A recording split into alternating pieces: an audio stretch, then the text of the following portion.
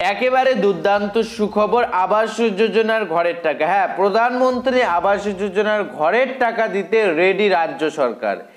এই কাজটি মিটে গেলে টাকা ঢুকে যাবে সরাসরি ব্যাংক অ্যাকাউন্টে। তবে একটি কাজ অবশ্যই করতে লাগবে, তবেই আপনি ব্যাংক অ্যাকাউন্টে টাকা পাবেন।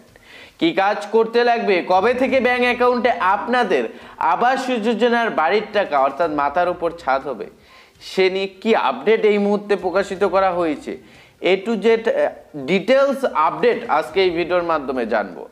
রিকোয়েস্ট করব ভিডিওটি প্রথম থেকে শুরু করে শেষ পর্যন্ত দেখবেন। চ্যানেলে নতুন দর্শক হয়ে থাকলে অবশ্যই চ্যানেলটিকে সাবস্ক্রাইব করে আমাদের সঙ্গে জুড়ে থাকবে।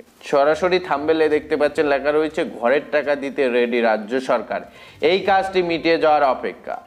লেখা রয়েছে প্রিয় বন্ধুরা, আপডেটে ভোট প্রক্রিয়া মিটলে এক দুর্দান্ত সুখবর পাবে বাংলার মানুষ।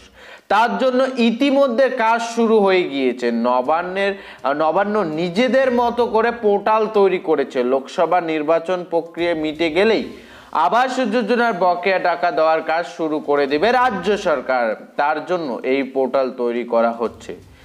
রাজ্য এই বিষয়ে আর কেন্দ্রের জন্য অপেক্ষা করে থাকতে চায় না।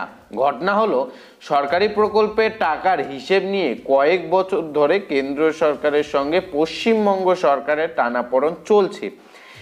এর জেরে ক্ষতিগ্রস্ত হয়েছে গরিব মানুষ। 100 দিনের কাজ প্রকল্পের টাকা নয়ছয় হয়েছে অভিযোগ তুলে কেন্দ্র সরকার অনেক দিন ধরে অনুদান পাঠানো বন্ধ রেখেছে। ফলে গরিব পরিবারের সদস্যরা কাজ করেও সরকারের টাকা থেকে পাচ্ছে না বা বঞ্চিত হচ্ছে। রাজ্য সরকার নিজে উদ্যোগ নিয়ে গত 1 মার্চ বাংলার গরিবদের 100 দিনের কাজের বকেয়া অর্থ মিটিয়ে দিয়েছে।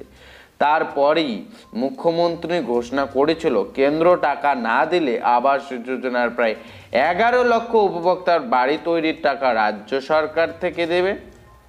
100 দিনের কাজের মতোই বাংলার প্রধানমন্ত্রী আবাস যোজনার অধীনে গরিবদের বাড়ি করে দেওয়ার প্রকল্পের অর্থ ব্যাপকভাবে নয়ছয় হয়েছে বলে অভিযোগ।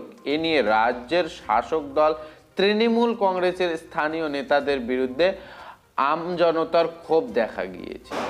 বিষয়টি খতিয়ে দেখতে কেন্দ্র সরকারের তরফ থেকে রাজ্য বিশেষ পরিদর্শক দল পাঠানো হয়েছিল।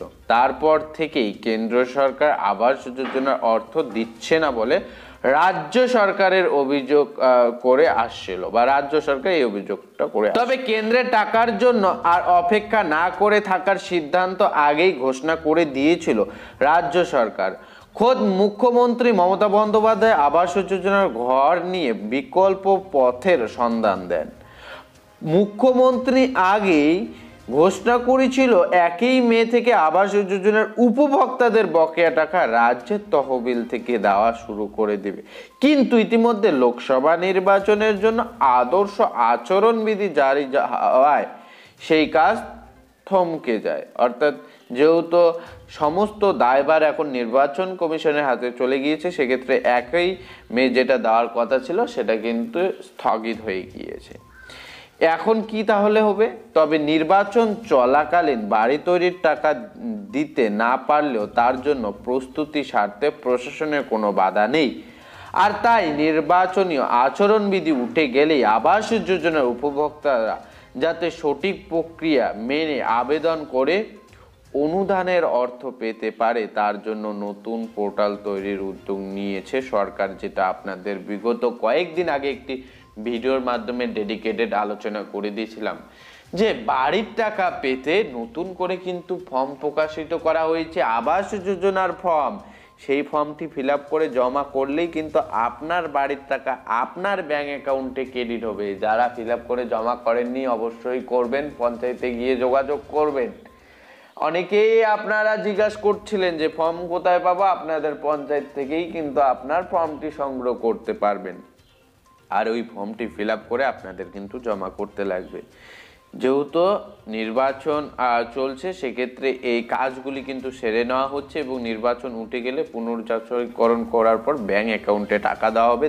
লেখা রয়েছে পরিষ্কার, লোকসভা নির্বাচন শেষ হলেই রাজ্য সরকারের ঘোষণা পদ্ধতি মেনে এই পোর্টালে আবেদন করলে পেয়ে যাওয়া যাবে আবাস যোজনার টাকা। অর্থাৎ আবেদন করলে কিন্তু আবাস যোজনার বাড়ির টাকা আপনার ব্যাংক অ্যাকাউন্টে ঢুকবে। পরিষ্কার আপডেটে দেখতে পারলেন, আপডেট মোতাবেক আপনাদের পরিষ্কার জানিয়ে দিলাম। আশা করি আপডেটটি পাওয়ার পর উপকৃত হয়েছেন। আপনি যদি আমাদের চ্যানেলে নতুন একজন দর্শক হয়ে থাকেন বন্ধুরা, তাহলে অবশ্যই চ্যানেলটিকে সাবস্ক্রাইব করে আমাদের সঙ্গে জুড়ে থাকবেন। ভালো থাকবেন, সুস্থ থাকবেন। দেখা হচ্ছে খুব শীঘ্রই আরো একটি নতুন ভিডিওর সঙ্গে।